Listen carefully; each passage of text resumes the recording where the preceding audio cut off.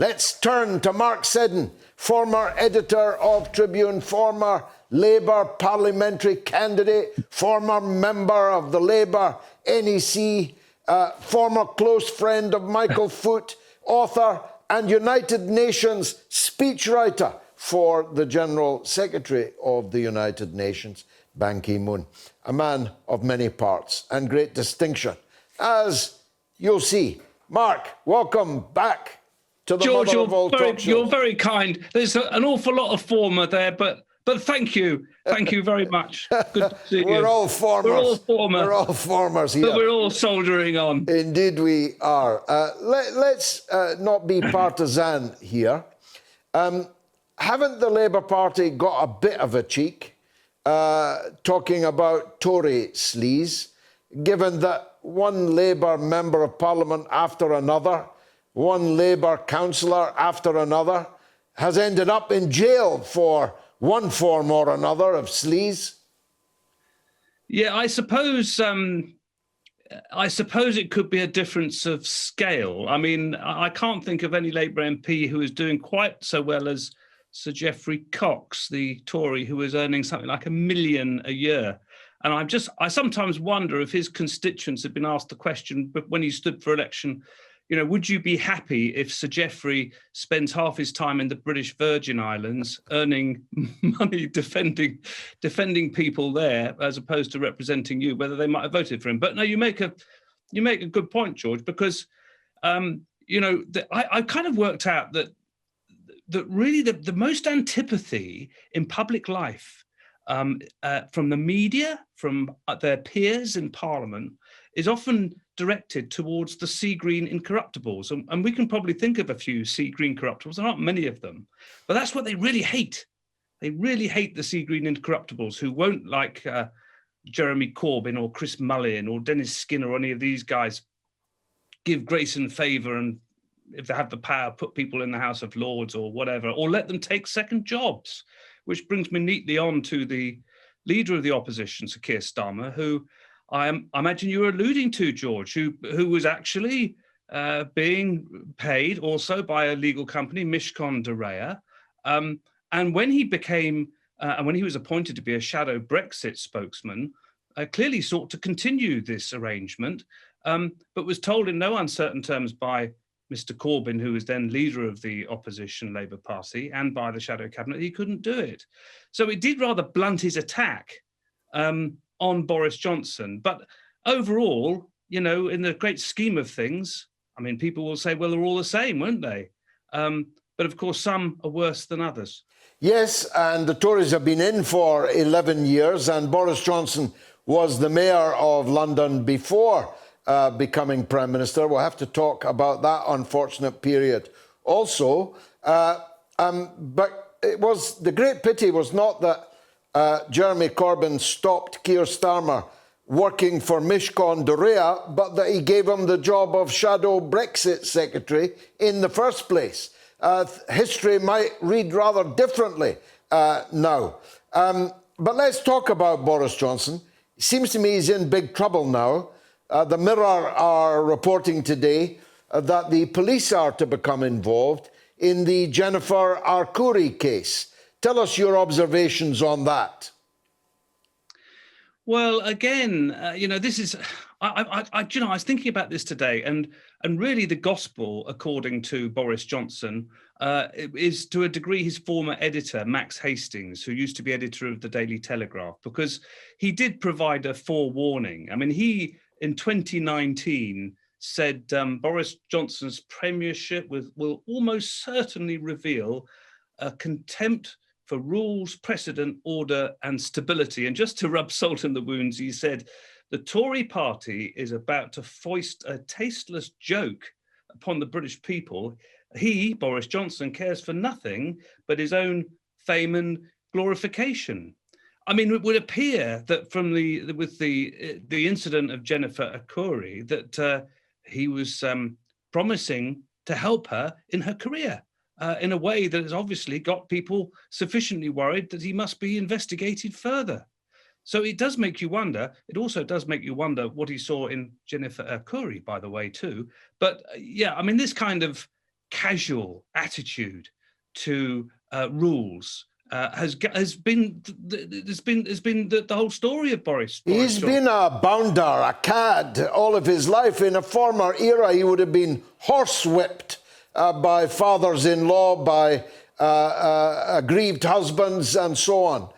He's a charlatan.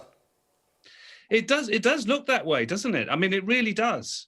You make this comparison. You don't have to have been around that long. I mean, I remember, as you will remember better than me, George, Harold Wilson, a Labour Prime Minister, the most successful Labour Prime Minister in terms of winning elections, a very modest man, along with his wife, Mary. For what it's worth, I went along to an auction of his effects a couple of years ago. And I'll just show you for your viewers. There's his tobacco pouch. Ah, nice. Very well done. Also, the hat that he wore. This is to rival yours. This is the hat that Harold wore. He wore it to meet Mr. Kosygin and Mr. Khrushchev in Moscow. But anyway, wonderful. so I sort of deviate a bit there because Harold Wilson represented, I think, kind of a standard in public life that we've lost. And when Boris Johnson compares himself to Churchill, which he frequently does, he can't really. It's stretching it, isn't it? It's stretching it enormously. The hinterland is simply not there, and also the lack of the ability to say something, and to completely turn on its tail within minutes. I mean, there's this extraordinary ability to tell lies. I mean, that's the shocking thing to a lot of people, I think. Yeah, although having spent a long time in Parliament, I grew inured to that practice. It's almost a truism that you can tell they're lying if their lips are moving.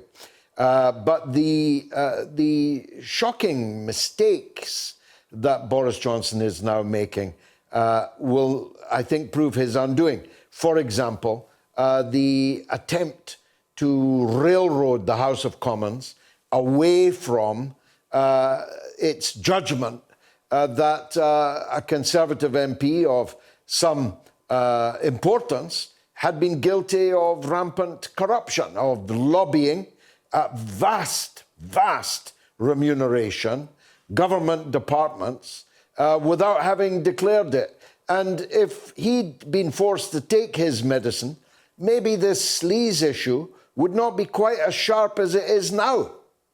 I think that's undoubtedly true, George, because this particular former minister, Owen Paterson, who you mentioned, there was a degree of sympathy in his very conservative Shropshire constituency because his wife had committed suicide last year. They've clearly not impressed by the fact that he was taking money whilst being a minister or a former minister and as a lobbyist. I mean, and to many of us, you wonder how it is that still, after all of the sleaze that's been washing around politics, it is still possible to act as a lobbyist and to actually try and brazen it out. To be fair, he was caught out. He was found bound to rights by the Committee on Standards. But then Boris Johnson, because the one sort of principle he does have, it seems, is that he has got a loyalty to his mates, was very keen then to come rip up this committee and fill it full of his policemen, rewrite the rules. I mean, it's quite incredible. It is absolutely incredible. He is, as Mr. Macmillan said, now in the grip of events, dear boy. Events. It is one damn thing after another, as Mr. Macmillan also said. What's your betting on whether or not he survives? I earlier described how ruthless the Tories are with their leaders when they think that leader is going to cost them power or at least cost them their own seat. Is Boris' jacket on a shaky nail now? Well, I looked at Max Hastings' article, who we were talking about a bit earlier. And in that same article, he suggested that this bad joke was going to be inflicted on the country for 3 or 4 years. And if he's accurate about that, then we've got perhaps another year of Boris Johnson. But look, I mean, at the end of the day, he got in because he was a showman. He was an optimist. He promised to get Brexit done because people were frankly fed up with it. And also they were fed up with the fact that they were being told that a lot of them were being told that they got it wrong and they needed to vote all over again, not least by the current leader of the Labour Party. And of course, the other advantage that Boris Johnson has is that he faces a leader of the opposition who is useless. And he's got other things in his favour, the continuing domination of Scottish politics by the nationalists, and a border review, a border commission, a boundary commission, which is going to come out even more in their favour. So, I mean, I'm looking into a crystal ball yet. You're right, they're ruthless. And if the polls really do plummet, they show no sign of doing so at the moment. I mean, they've dropped, but it's not a plummet, but we'll see. Yeah, they'll get rid of him, I'm sure, but not yet. And of course, they will do it once they are fairly sure that they've found a Liz Truss or a Rishi Sunak or somebody who's going to be the antidote to the bounder.